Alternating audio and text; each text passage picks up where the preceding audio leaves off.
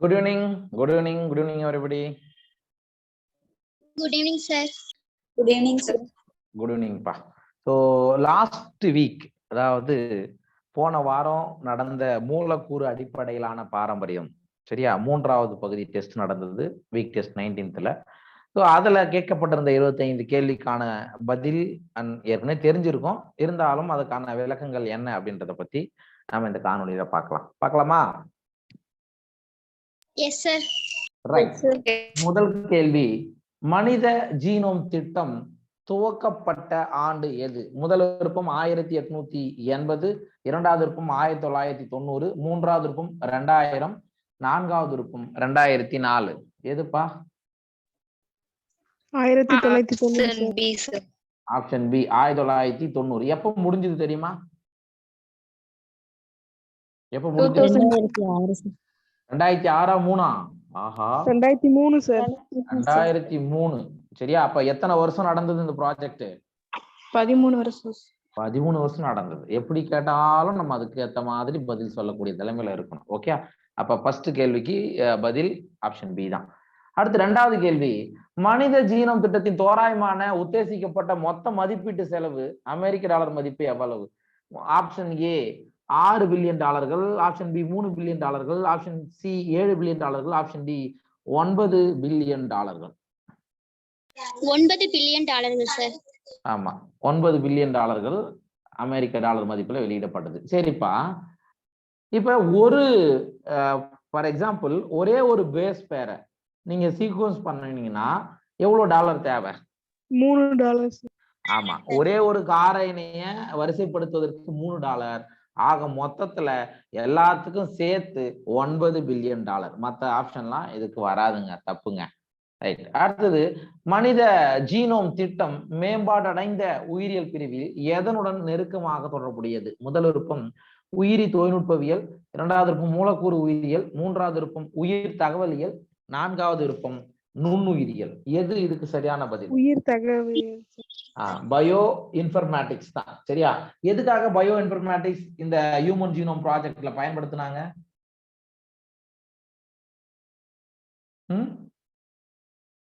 என்ன பண்ணலாம் அந்த பயோ இன்ஃபர்மேட்டிக்ஸ் மூலமா? என்ன பண்ண முடியும்னு சொன்னேன்.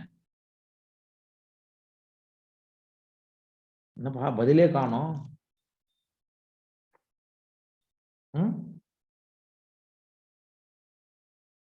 என்ன பண்ணுவாங்க? டேட்டா எல்லாம் ஸ்டோர் பண்ணி வைக்கிறது. கரெக்டா இல்லையா? சொன்னா இல்லையா? கணினி உதவியோடு, சரியா, கணினியோட உதவியோடு இப்ப சீக்வன்ஸ் பண்ணி வரக்கூடிய டேட்டாவை ஸ்டோர் பண்ணி வைக்கிறதுக்காக அந்த ஒரு துறை தான் பயோ இன்ஃபர்மேட்டிக்ஸ். புரிஞ்சுச்சா? கேக்குதா கேட்கலையா? Yes sir. ரைட்.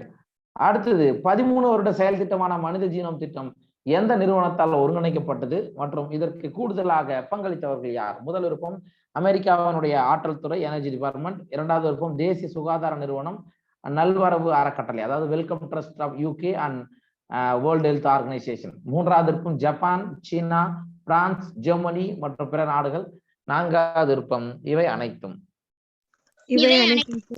ஆமா, இவை அனைத்தும். என்னடா அது இவ்வளவு ஈஸியா கொடுத்துருக்காங்கன்னு நீங்க நினைக்காதீங்க.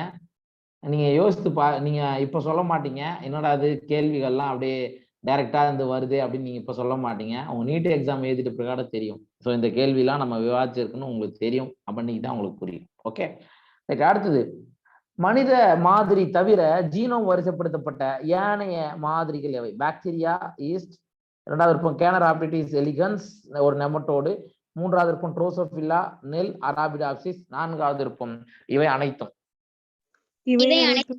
ஆமா, இது எல்லாத்தையுமே என்ன பண்ணிருக்காங்க? சீக்வன்ஸ் பண்ணிட்டாங்கப்பா.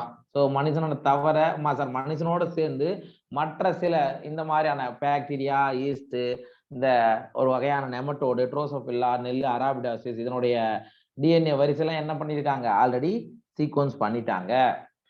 அடுத்த கேள்வி, ஆறாவது கேள்வி, மனித ஜீனோம் செயல் திட்டத்தின் செயல்முறைகளில் பயன்படுத்தப்படும் அணுகுமுறைகளின் கீழ் வராதது எது? எக்ஸ்பிரஸ் சீக்வன்ஸ் டாக், சிஎஸ்டிஎஸ், வரிசை விளக்கம் சீக்வன்ஸ் அனோட்டேஷன், மிக நிலையான துண்டங்களாக டிஎன்ஏவை எடுத்துக் கொள்ளப்படுகிறது, நான்காவது விருப்பம் பெருக்கம் செய்யப்படுகிறது. எது இதுல எடுத்துக் கொள்ளப்படவில்லை ஹியூமன் ஜீனோம் ப்ராஜெக்ட்ல? Option C sir. Option C. Okay, ஆமா, ஆப்ஷன் சி. மிக நீளமான துண்டங்களா நம்ம எடுத்துக்கிறோம். No sir. எப்படி எடுத்துக்கிறோம்? குறிப்பிட்ட பகுதியில மட்டும் தான் சார் எடுத்துக்கிடுவோம். குறிப்பிட்ட துண்டங்கள் சின்ன சின்னதா வெட்டிக்குவோம். சரியா? சின்ன சின்னதா சின்ன சின்ன பிராக்மெண்ட்ஸ் தான் நம்ம பயன்படுத்துவோம். மிக நீண்டமான பிராக்மெண்ட்டை நம்ம பயன்படுத்துவது கிடையாது. அந்த அப்புறமா அதுக்கப்புறம் என்ன பண்ணுவோம்? ஆம்பிளிபிகேஷன் பண்ணுவோம். VCRல போட்டு அதை ஆம்பிளிகேஷன் பண்ண வச்சிருவோம். ஓகேவா? ரைட். அடுத்து 7வது கேள்வி. வரிசைப்படுத்த வேண்டிய டிஎன்ஏ துண்டங்கள் ஓம்புயிரின் உட்செலுத்தி தானியங்கி டிஎன்ஏ வரிசைப்படுத்தி, அதாவது ஆட்டோமேட்டிக் டிஎன்ஏ சீக்வன்ஸர் மற்றும் புரத இழையில் உள்ள அமினோ அமில வரிசையை தீர்மானிக்கும் முறை போன்றவை யாருடைய கொள்கையின் அடிப்படையில் உருவாக்கப்பட்டது? நிக்கோல்சன், ஸ்லைடன் மற்றும் ஸ்டிவான், ஃபிரெடரிக் சாங்கர், ஜேம்ஸ் வாட்சன். யாருங்க ஆட்டோமேட்டிக் டிஎன்ஏ சீக்வன்ஸரை கண்டுபிடிச்சவரு? ஆமாங்க, ஃபிரெடரிக் சாங்கர். சரியா? யாரு? ஃபிரெடரிக் சாங்கர் தான் இதுக்கு சரியான பதில் 7வது கேள்விக்கு. ஓகே, அடுத்தது 8வது கேள்வி. குரோமோசோம் 1 எந்த வருடம் முழுமையாக வரிசைப்படுத்தப்படும்? மே 2004, மே 2006, 2003, 2005? மே 2006 சார். ஆமாப்பா, 2003ல ஹியூமன் ஜீனோம் ப்ராஜெக்ட் முடிஞ்சது. அதுக்கு அடுத்து ஒரு 3 ஆண்டுகள் எடுத்துக்கொள்ளப்பட்டது. எதுக்கு? குரோமோசோம் 1 சீக்வன்ஸ் பண்றதுக்கு. சோ அப்ப ஆப்ஷன் பி தான் கரெக்ட் ஆன்சர். இந்த 2003ன்றது ஹியூமன் ஜீனோம் ப்ராஜெக்ட் யூஸ்வலா இதுக்குள்ள முடிக்கணும்னு சொல்லிட்டு ஆரம்பிச்சாங்க. எதுல இருந்து எது வரைக்கும்னா நம்ம 1990ல இருந்து 2003 வரைக்கும் நம்ம சொல்லலாம். ஓகே, அடுத்தது 9வது கேள்வி. மனித ஜீனோமின் முக்கிய அம்சங்களின் கீழ் வராதது எது? முதல் விருப்பம், மனித ஜீனோம் 3164.7 மில்லியன் நியூக்ளியோடைடு காரங்களை கொண்டது. ஆப்ஷன் பி, சராசரியாக ஒரு ஜீன் 3000 காரங்களை கொண்டிருக்கும். மிகப்பெரிய மனித ஜீன் டிஸ்ட்ரோபின். அண்ட் 3வது விருப்பம், 99.9% நியூக்ளியோடைடு காரங்கள் அனைத்து மனிதர்களுக்கும் ஒன்றாகவே உள்ளது. 50% ஜீன்களின் பணிகள் என்னவென்று இதுவரை அறியவில்லை. அண்ட் 4வது விருப்பம், ஜீனோமின் 70% ஜீன்கள் புரத குறியீடுகளை கொண்டுள்ளன. இதுக்கு எது எது ஹியூமன் ஜீனோமுடைய முக்கியமான அம்சங்களின் கீழ் வராது? Option D. ஏன்? எத்தனை சதவீத ஜீன்கள் மட்டும்தான் புரத குறியீடுகளை கொண்டுள்ளதாக சொன்னாங்க? 80%. 2% சார். வெறும் 2% தான்ப்பா. சரியா? வெறும் 2% தான். சோ அப்ப இதுதான் அது கீழே வராது. மற்றது எல்லாமே வரும். Okay, right. அடுத்து 10வது. அதிக மற்றும் குறைவான ஜீனை கொண்ட குரோமோசோம் முறையே டேஷ் மற்றும் டேஷ். சரியா?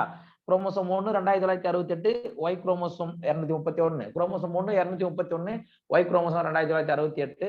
Chromosome 2 X chromosome, chromosome 8 X chromosome. எதுப்பா மிக அதிகமாக அப்புறம் குறைவானது எது சொல்லுங்க? Option A sir. Option A, chromosome 1. Okay, 2968 ஜீனை கொண்டிருக்கும். சரியா? And Y chromosome 231. இதுதான் குறைவானது, இது அதிகமான ஒன்று. 11வது கேள்வி. மனித டிஎன்ஏவில் எத்தனை இடங்களில் ஒற்றைக்கார டிஎன்ஏ வேறுபாடுகள், சிங்கிள் பேஸ் டிஎன்ஏ டிஃபரன்சஸ், ஓகேவா, அமைந்துள்ளன?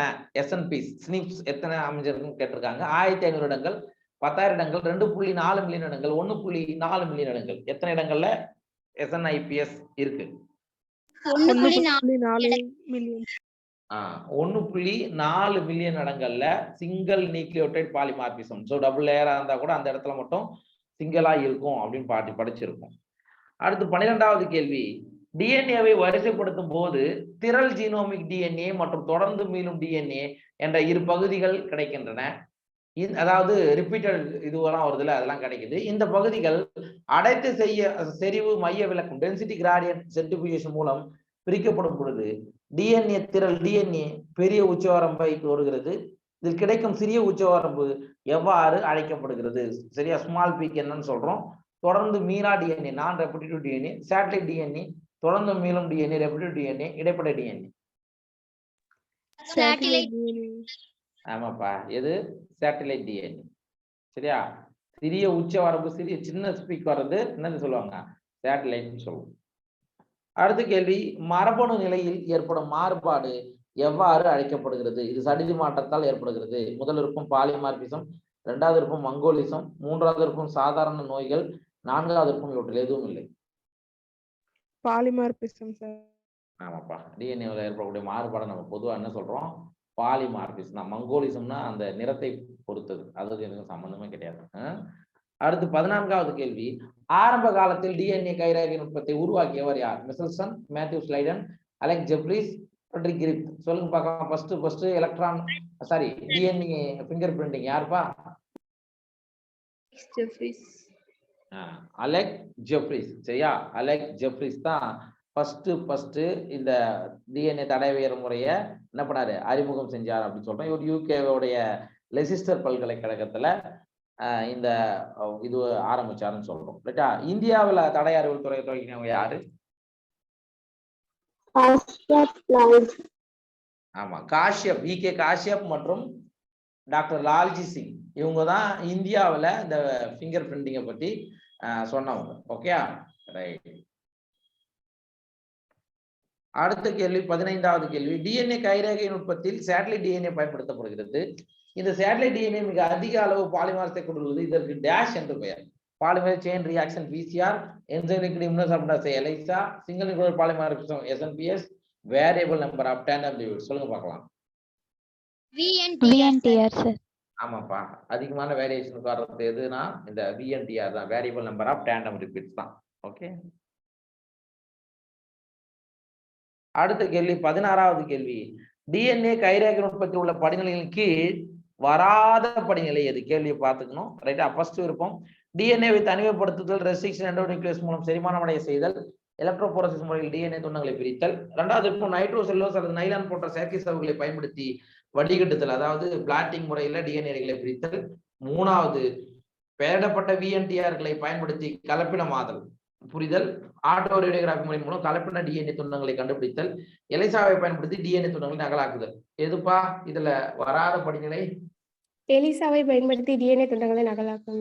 ஆமா, அப்ப இந்த எலிசா என்ன படிச்சிருக்குமா? டிஎன்ஏ துண்டங்கள் நகலாக்கணுமா? அதுக்கு என்ன தேவைன்னு சொல்லியிருக்கோம்? PCR sir. PCR, polymerase chain reaction. சரியா? அது தேவை. அது இல்லைன்றதாலதான் நம்ம சாரி PCR தான் அங்க எலைசான்னு கொடுத்துக்கிறது தப்பு. ஓகேவா? என்சைம் லிங்க்டு இம்யூனோசார்பாசே அப்படின்னு சொல்லுவாங்க எலைசா, அது இதுக்கு பொருந்தாது. அடுத்து இந்த எலைசா டெஸ்ட்லாம் கூட இந்த லாஸ்டா இதுக்கு எடுத்து பார்த்துருப்பாங்க. டெங்கு சாரி கொரோனா டைம்ல கூட எலைசா யூஸ் பண்ணாங்க. ரைட். VNTR பட்டைகளின் அளவு டேஷ் முதல் டேஷ் கேபி வரை, 1 முதல் 50 கேபி வரை, 0.1 முதல் 20 கேபி வரை, 5 முதல் 10 கேபி வரை, 20 முதல் 50 கேபி வரை. 0.1 ல இருந்து 20 வரைக்கும் சார். ஆமாப்பா, 0.1 ல இருந்து 20 கேபி வரை தான் VNTR உடைய பட்டைகளுடைய அளவு. மற்றதெல்லாம் இதுக்கு பொருந்தாது. 18வது கேள்வி.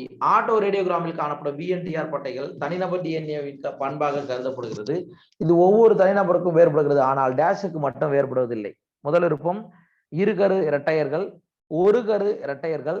இவை இரண்டும் இவற்றில் எதுவும் இல்லை. ஒரு கரு ஒரு இரட்டை. கரு இரட்டையருக்கு மட்டும் இந்த மாதிரியான டிஎன்ஏ உடைய பண்பு வந்து பொருந்தாது. சரியா? சாரி, வேறுபடாது. யாருக்கு? இவங்களுக்கு மட்டும் வேறுபடாது, மற்றவங்களுக்கு எல்லாருக்கும் கண்டிப்பா வேறுபட்டிருக்கும். ஸோ ஆப்ஷன் வந்து என்னது? இதுக்கு வந்து ஒரு கரு இரட்டையர்கள் தான். 19 பலபடி பாலிபெப்டைடுகளை ஒரே சமயத்தில் உருவாக்க பல ரைபோசோம்கள் ஒரு mRNA-உடன் இணையும். அத்தகைய தொடர் ரைபோசோம்களின் பெயர் என்ன? முதல் விருப்பம் பாலியேற்றல் உறுப்புகள், இரண்டாவது விருப்பம் பிளாஸ்டிசோம்கள், மூன்றாவது விருப்பம் பாலிசோம்கள், நான்காவது விருப்பம் நியூக்ளியோசோம்கள். சொல்லுங்க பார்க்கலாம். ஆமா, இந்த மாதிரி mRNA-வுல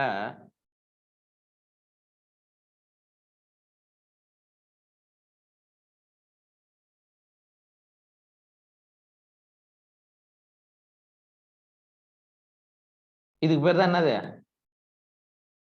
இது mRNA. இதெல்லாம் என்னதுப்பா? ரைபோசோம்கள். அப்ப mRNA மீது பல ரைபோசோம்கள் இந்த மாதிரி இணைஞ்சிருக்கும். இதைத்தான் நம்ம என்ன சொல்றோம்? பாலினா பல அப்படின்னு அர்த்தம், பாலிசோம்கள் அப்படின்னு சொல்றோம். ஓகே. 20வது கேள்வி. பின்வரும் எந்த செல்களில் ஸ்பிளைசோசோம்கள் காணப்படவில்லை? So spliceosome not present. Okay. பூஞ்சை, விலங்குகள், பாக்டீரியா, தாவரங்கள். ஏன் பாக்டீரியாவில் ஸ்பிளைசோசோம் இல்ல?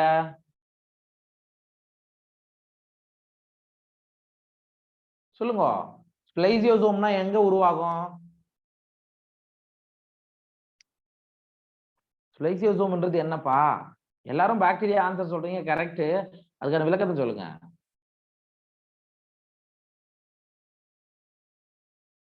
சரி சார். நோ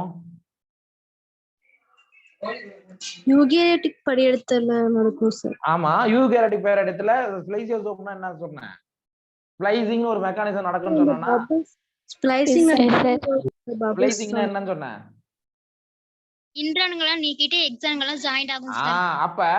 அப்ப இன்ட்ரான் எக்ஸான்லாம் நிறைய இருக்குதுன்னா அது என்ன அமைப்பு? மோனோசிஸ்டானிக்கா பாலிசிஸ்டானிக்கா? Polycistronic sir.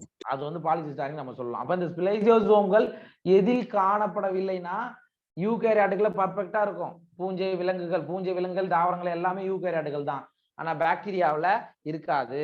சோ அதுதான் பாக்டீரியான்றதுக்கு ப்ரோகாரியாட்டை குறிக்கும். ஓகேவா? ரைட். அடுத்தது பின்வருவனவற்றுள் டிஎன்ஏ ரேகை அச்சுடல் நுட்பம் அல்லது விரல் பதிவு தொழில்நுட்பத்தில் தற்காலத்தில் பயன்பாட்டில் இல்லாதது எது? பாலிமர் சங்கிலி பிசிஆர், துத்தநாக படத்தில் ஆய்வு, ஜிங்க் பிகர் அனாலிசிஸ், ரெஸ்ட்ரிக்ஷன் நொதிகள், டிஎன்ஏ கலப்படமாக்கம். எது இப்போதைக்கு டிஎன்ஏ ஃபிங்கர் பிரிண்டிங்ல பயன்படுத்துவது கிடையாது? எந்த முறை? Option D sir.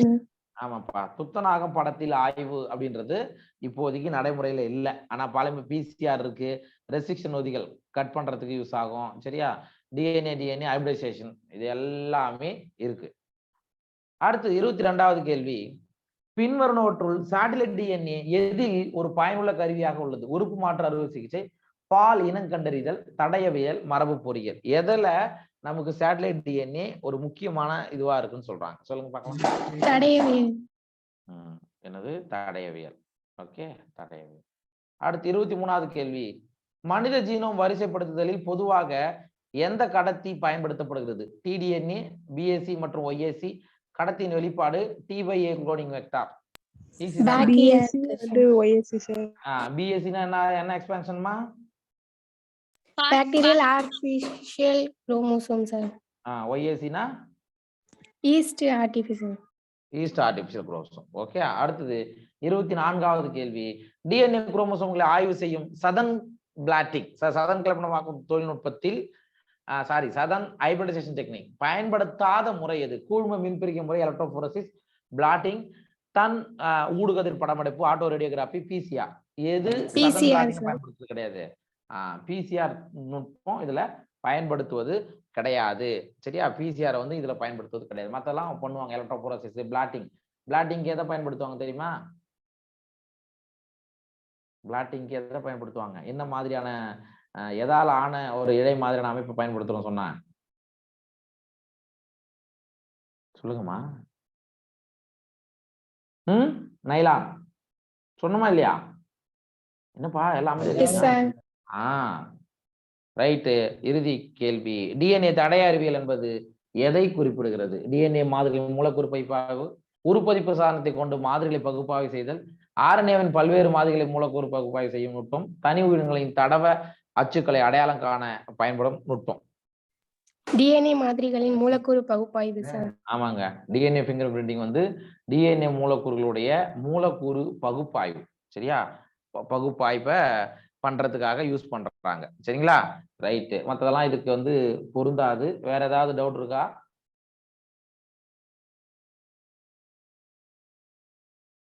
ஓகே, சரி, ஓகேப்பா.